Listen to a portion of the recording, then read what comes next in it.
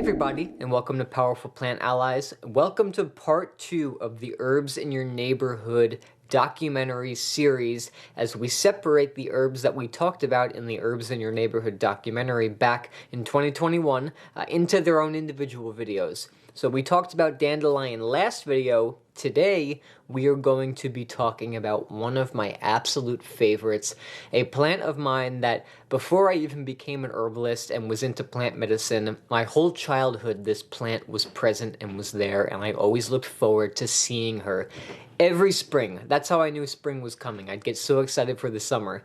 But that is the blue violet or purple violet. So let's go ahead and let's talk about her.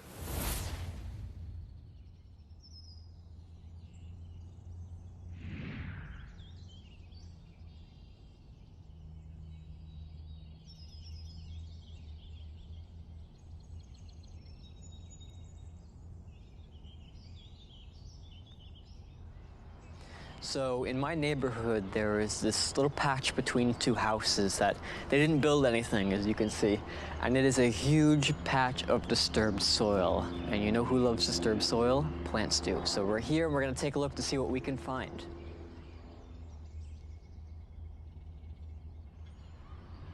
So we're here in this beautiful disturbed soil patch and we're looking around and we found one of my favorite spring plants. One of the most gorgeous, but also one of the smallest, and that is blue violet. The flowers are a gorgeous shade of violet that grows on a leafless stalk. Each flower contains an inner white area that is hairy, filled with trichomes. The flowers for the plant bloom in early spring and will drop as soon as the temperatures get hot. The leaves are alternate and palmate. They are heart and kidney shaped. Violets can grow anywhere from 15 to 25 centimeters tall, and they thrive in well-draining soil. However, they do prefer moist and rich soils. You could find them growing in full sun or partial shade, on lawns, fields, open woodlands, and roadsides, even in the cracks of the sidewalk.